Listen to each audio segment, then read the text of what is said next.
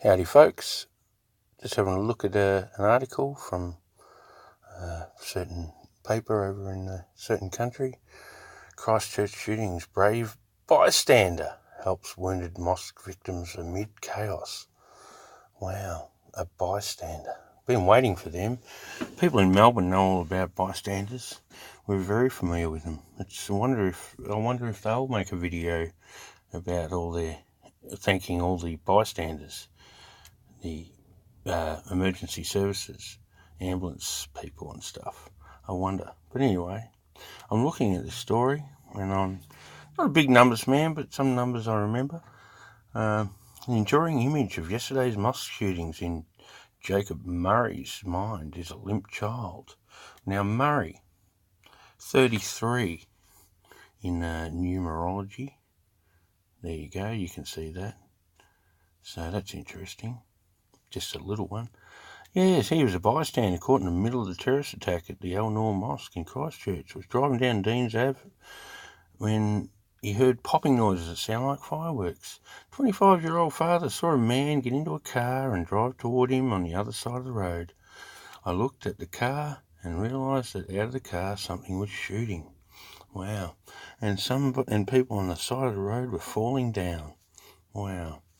It was all in slow motion to me. I didn't register what was going on. He's a builder. He was born and raised in Christchurch.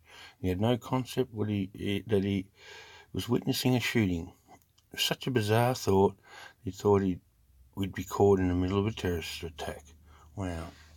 There were bullet holes in the windshield of the car. Wow, they're pushing the windshield bullets now. Funny that. Nobody saw them before. I realised something bad had happened. Pulled over on the side of the road. I hopped out of the car and saw this lady was lying on the side of the road. Murray ran past a bystander, another builder, and asked, "Did you see the gunshots or see gunshots?" And he said, "Yep, I think something's happened." Really? Okay. People started streaming out of the mosque about 20 metres from us and screaming and yelling.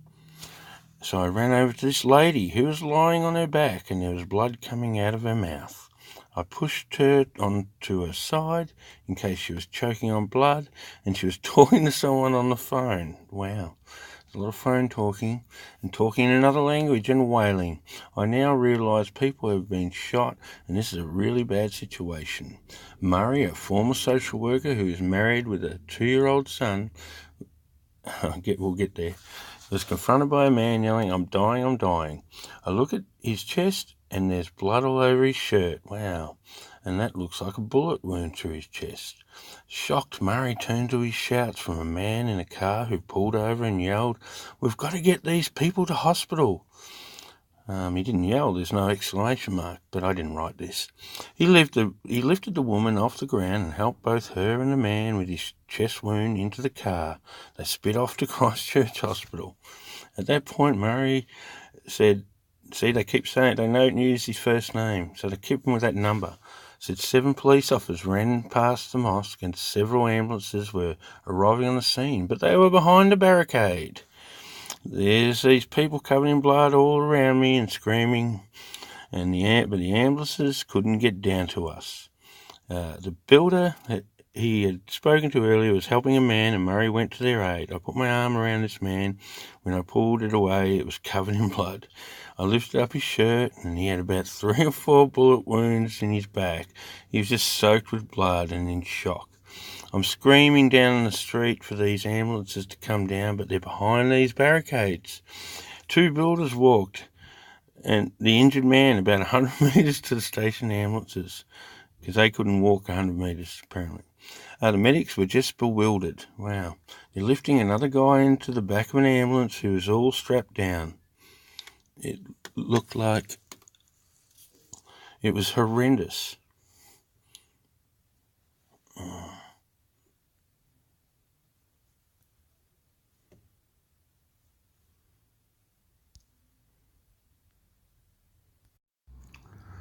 And as Murray ran back to his car, police began ordering people off the street and warning there could still be an active shooter. Everyone started yelling and screaming. Everyone's freaking out. Cars trying to reverse back down the street. Murray helped a woman in tears reverse her car. Wow, he's a busy boy. and look towards them and look toward the mosque. There's 4 or 5 people on the ground covered in blood that aren't moving.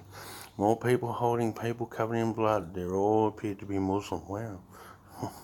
Interesting. Murray, a former aid worker in Ethiopia and Southeast Asia, said the scene, he's a busy fellow, said the scenes were incredibly sad.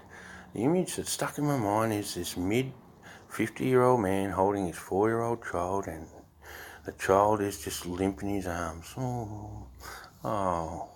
And he's standing beside an ambulance now, and there's no one helping him, and this baby's chest was just covered in blood. Yes, the events had unfolded in just 20 minutes. Murray left the scene and shortly after pulled over and called his wife, Rachel. I think I've just been in a terrorist attack, he told her.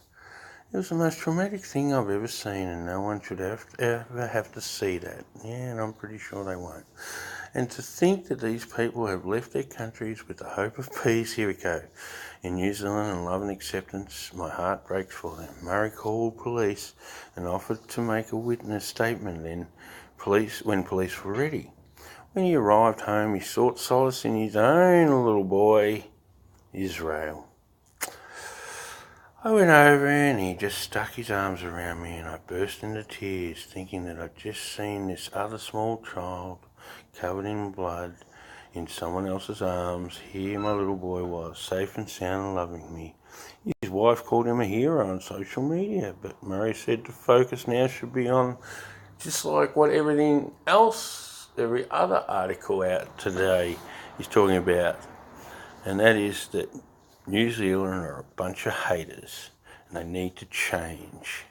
Yeah, I'm not going to go anymore. I think you got the gist of what's going on here and the theme that's taking place.